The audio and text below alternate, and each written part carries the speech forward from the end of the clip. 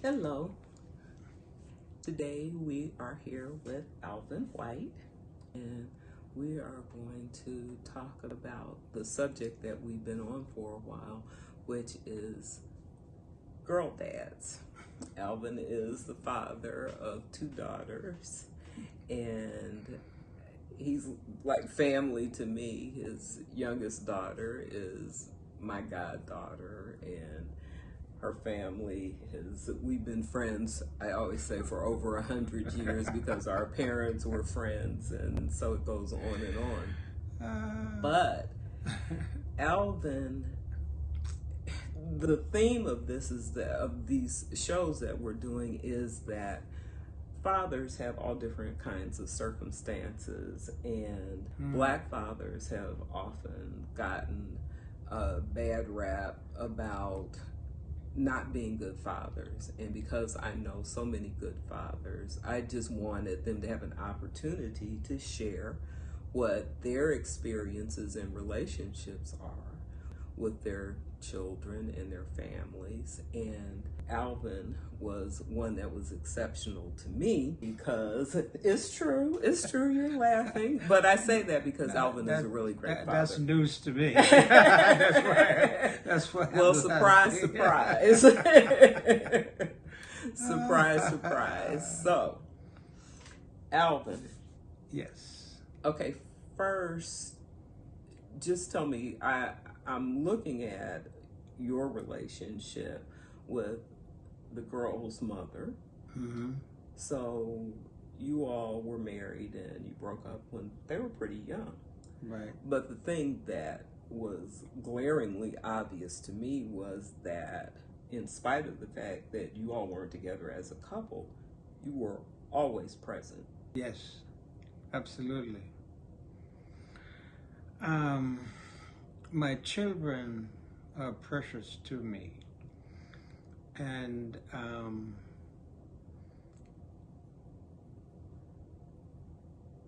I was devastated to be away from them. Well, and so I thank the Lord because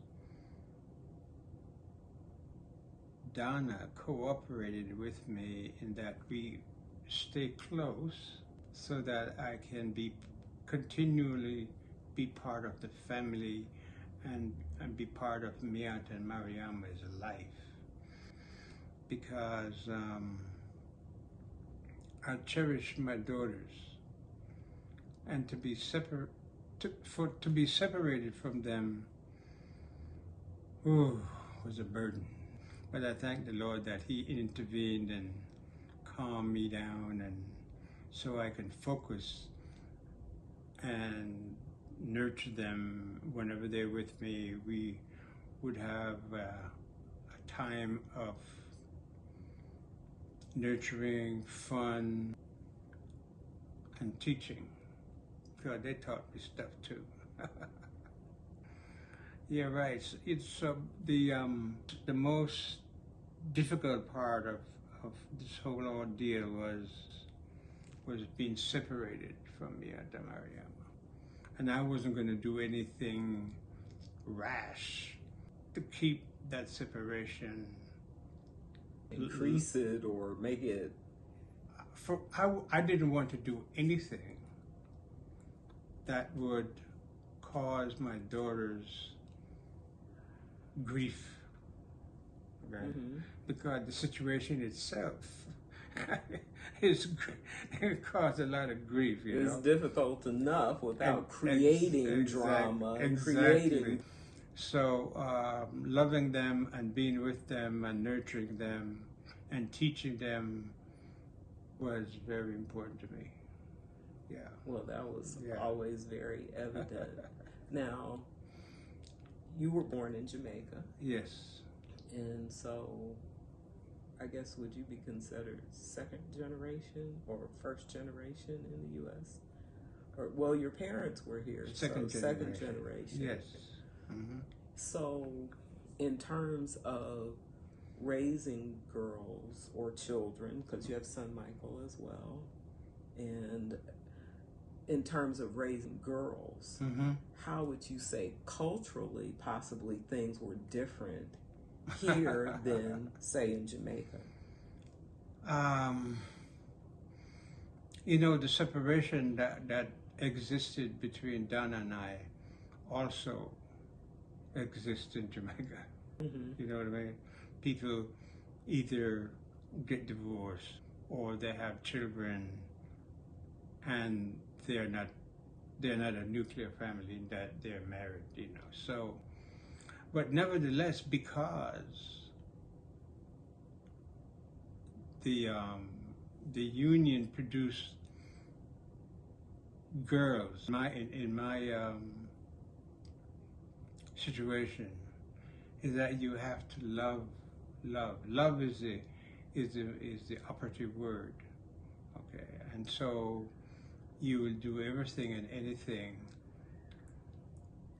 to impart the love, because when you love your children, I think it helps them to navigate the rough waters much better. You know, they will not have a whole bunch of mental health issues, self-esteem issues. You know, if they know that their father, of course they know that their mother loved them, but it's imperative, and I understood that from the start, that if their father also loved them in spite of the situation, that will help them navigate their teenage years. And of course, there are a whole bunch of stuff we can't eliminate, but we can reduce the burden of stress, confusion, trauma, right? Yeah. Absolutely. So I was determined to be close to them, and as close as possible as I could be, you know. So I just say, okay, if I have to sacrifice a date or whatever the case may be, because they would have to come first. So it's about really being an anchor for them, Yeah. like mentally, emotionally, spiritually. Exactly. So they can really be grounded, solid. Right. Plus, I love them. Yeah. which is the constant denominator. Loving your children is precious, and even now, you know, the circumstances are different, but there's one constant: we love one another. Yes. Yeah. Yes.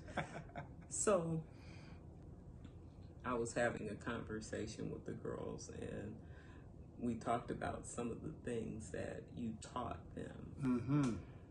And so tell me about some of those things that were tools and the support that you gave. The first and most important thing that I got them to realize is that the Lord ought to be the most important thing in their life. And so I had a friend, Annette McGee. She was also interested in the girls coming to the Lord, and both of us primed them for that day, and I can't remember the date.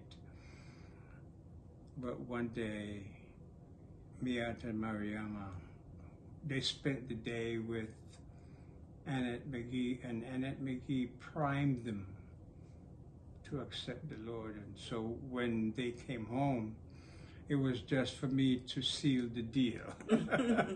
Yeah. And that was one of the happiest days of my life. You know, to see them at a very early age, young, tender age, accept Jesus as their Lord and Savior. And everything else after that was gravy. You know what I mean? Yeah. Yes. It. Wow. I remember that day as if it was yesterday. Yeah, to love the Lord. The next thing, the next important thing I taught them, I've always taught them to love themselves, to love themselves, no matter what people do or say to them or about them. They ought to love themselves. Which is a critical lesson to learn and understanding to come to. That is. Absolutely. And I taught them to know who they are. And I taught them to consider themselves first African. And I taught them some of the African tradition. As a matter of fact, it worked out so well that for preschool, there was an African school in Columbus called Arambe, and they went to Arambe, and they got immersed into the African tradition because they go to school just like Africans, and oh boy, that was so that was so great. So they have no confusion of who they are. Of course, they know that they are Americans because they were born here, but because of their heritage is from the because they are part of the African diaspora. Yes. Then they have to know that they are Africans first, and everything and anything else comes second and third. Yes. Yeah. Yes. That was oh yeah. I came alive when we talk and do stuff that reflect our African culture. Yes. Right. I remember as little girls, even the Jamaican heritage as well. Right. But because in Jamaica we are Jamaicans because we were born there, but everybody knows that they're Africans because they're from the history African. and the yes. And some of the other things you taught them in terms of sports. Yes, I introduced them to tennis, and I introduced them to track. I mean, it's an activity that will boost confidence, instill confidence, and self-esteem, high self-esteem. But sometimes when you lose, it doesn't go too well, and sometimes I have to encourage Mariama to continue to run, and because it's not about being the fastest, it's about gaining discipline, being reliable, being accountable, being the best you can be. I would exactly. imagine. It's not always about someone else, right? And so it helped them with their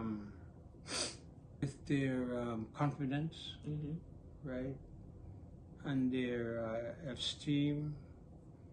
Yeah, I even tried and said, if you continue, I told Mariama, if they continue, she could be like Serena. Well, we were just doing it for recreation. Recreation, and we had fun. It's still activities together and a way to bond, and as well as learn. At one juncture, I was working at Ohio State University, and so on Saturdays, religiously, we would go to the campus. We would run track because they had an indoor track, and then after that, we go to the weight room. And we had fun, and after that, we always go to this particular vegetarian restaurant on High Street and hang out for an hour, 2 hours, and just have fun. Yeah. Right. That means a lot, just to have Absolutely, fun. absolutely. Just to be. Let's see, what else? And they taught me stuff too. Yes. One of the things that they taught me was to be patient. You know, because dealing with boys and dealing with girls are two different worlds. You know what I mean? Especially if you're doing this on your maiden voyage. Yes. So what was the difference in terms of dealing with boys and dealing with girls? How was the difference in terms of patience? I had to learn how to interact with female, the temperament of female, versus the temperament of a male. Yeah, what was your nickname? My nickname? Yeah. Oh no! Oh my gosh! I wonder if you're thinking about Grouch. Yes. I wasn't deserving of that. Maybe that had something to do with the temperament and dealing with the female versus the male. Well, do you think that came into play? Probably so. When, for the most part, when I'm having conversations with my peers, we talk about politics and all sorts of stuff. And I'm the one not to always agree. You know what I mean? And Reggie, one of my classmates, yeah, we always butt heads. And I disagreed with him a lot of times. So one day he says, "Alvin, you're the Grouch." Yes. So how did that play into your patience and your temperament and dealing with the girls? Well, I was convinced that I'm not a Grouch. And I tried desperately to have Reggie denounce that. You know what I mean? Because it was not befitting who that I am. If this is stubborn, that would be a whole different story. Okay. Well, in terms of dealing with females, right, and the children, do you think that some of that came into play where you felt like you had to kind of adjust and adapt? And well, that was my most difficult task, to learn how to deal with females and their temperament versus a male. You know, the whole idea of testosterone versus estrogen, and I didn't even think about it. I'd always just go ahead and do what I need to do. But when Miata, Mariama we were separated, and I know they were coming back in summer, and we would spend the summer together. I had to begin to realize that I have to be more gentle. Okay. I have to be more understanding. I have to listen to them more than I listen to myself, because I've never had any training. I had a sister, but we were years apart. So technically, I'm from a blended family, so I was the only child for a while. Mm-hmm. You know, and I'm not saying that the only child. What are you saying, Alvin? You know what I mean? So I had to learn. And I asked Donna, I asked some of my female friends, you know, because I didn't want to do or say anything that would cause them pain or trauma or drama or I don't want to hurt them. So probably as a result of having girls, Mm-hmm. that helped you grow because of your desire to really help them. Oh yes, have absolutely. a solid, comfortable, Absolutely. stress-free. You wanted them to be heard and understood, I guess, as well. Oh, right? yeah. And I always look forward to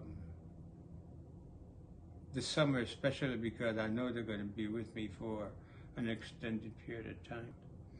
Yeah. So you didn't want to demolish their feelings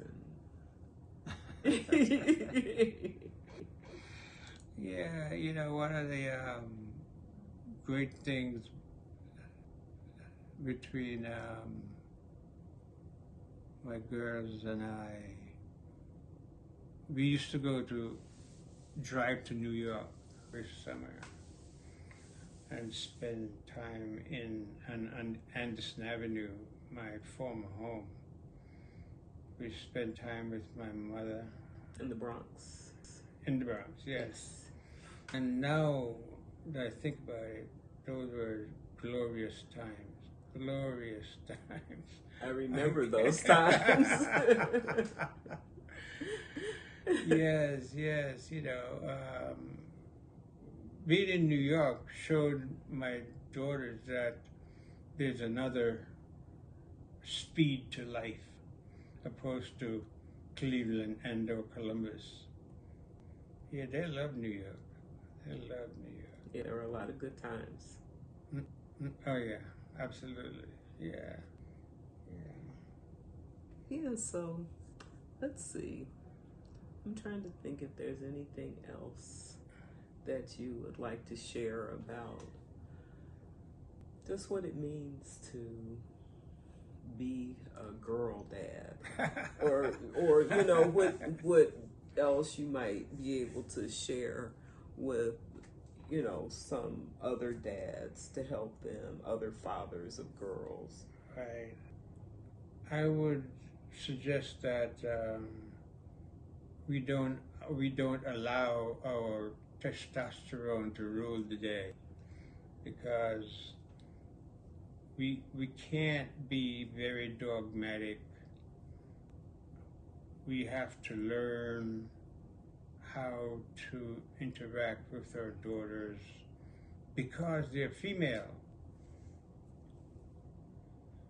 and that gets tricky at times because most of us don't really have any lessons, if you will, or sessions with our parents to manage the testosterone part of it, you know, Mm-hmm.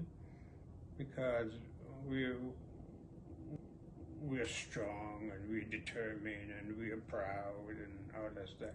Meanwhile, you have to be empathetic and you have to be loving and tender and caring with the female. And they helped me navigate, first of all, recognize that, and then know when to not to be testosterone driven. So it's interesting because I'm thinking in terms of how girls interact with their fathers as well, and sometimes it seems like it's difficult for girls to know the balance between when it's good to be that softer side and when it's not. And so, what would you share about that? You can say it's a part of their personality, and that's true. But Miata is similar to who that I am. Mm-hmm. You know what I mean? She's stern and she's direct, and but she's soft and tender.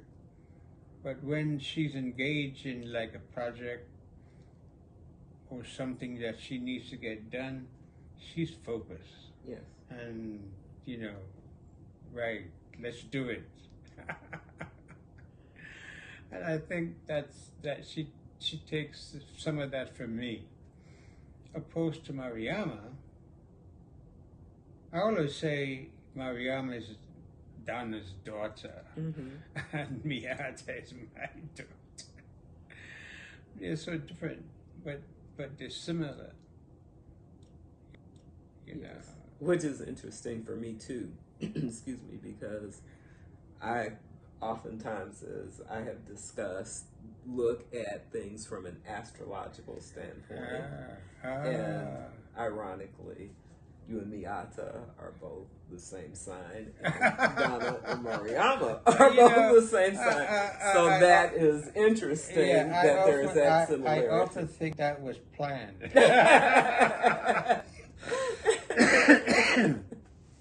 Yeah, I think so, and it might be, and if it is, it's cool. So right. That's I never discussed it with Donna, but that's it entered my brain like, oh, she planned it. That's possible. Yes, absolutely. Yeah. Yeah, that. But yeah, just trying to maybe help fathers and daughters who might be watching understand when it's a good time to call up those different sides of your personality.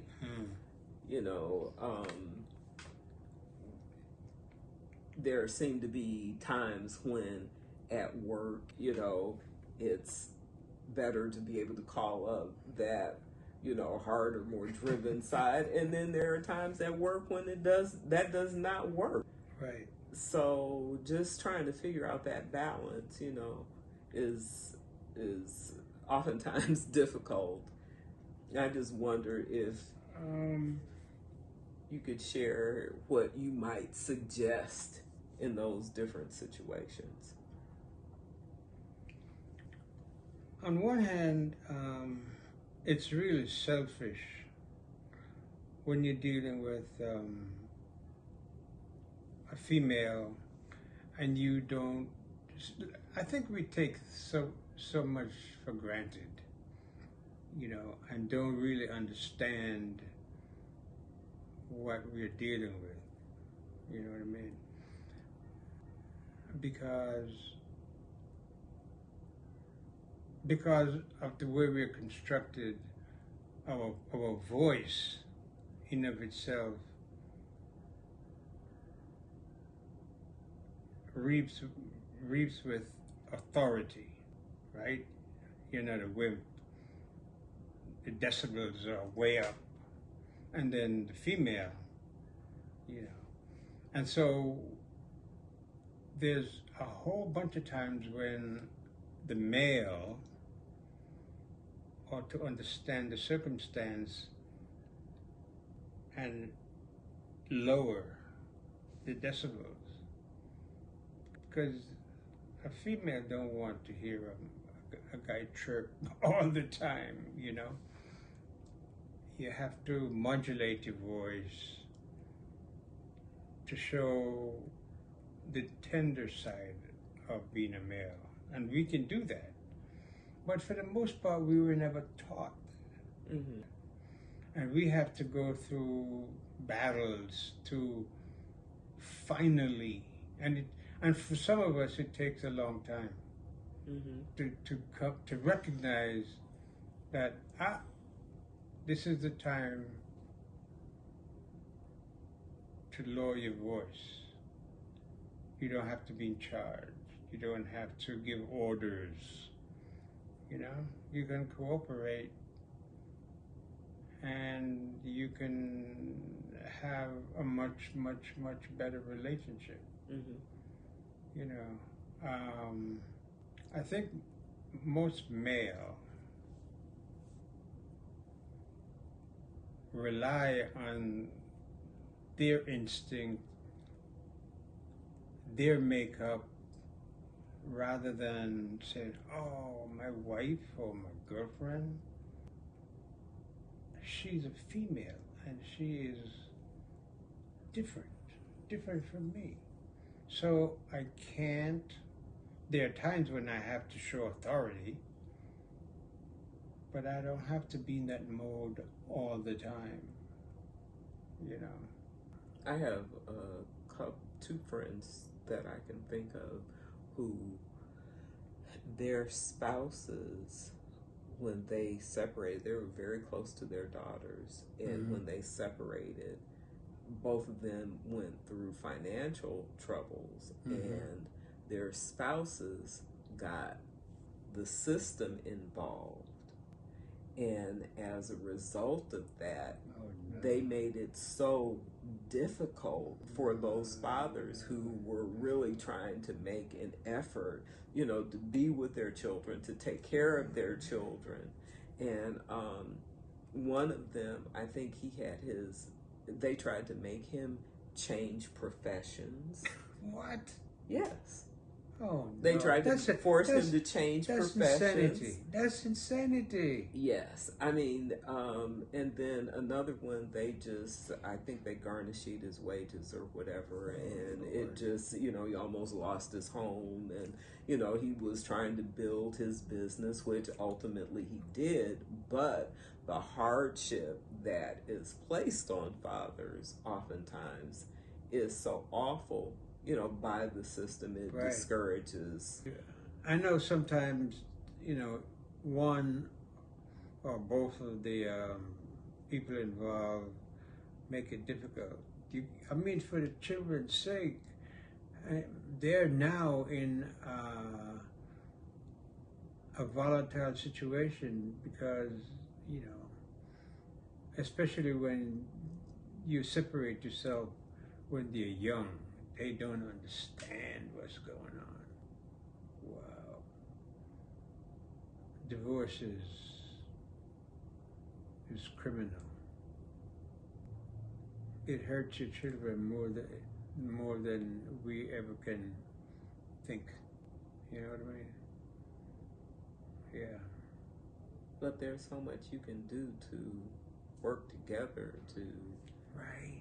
For the benefit of your children. Yes. Because they're taking an emotional hit. You know what I mean? And so when you can work together, but, you know, for the most part, people are mad with one another, angry with one another.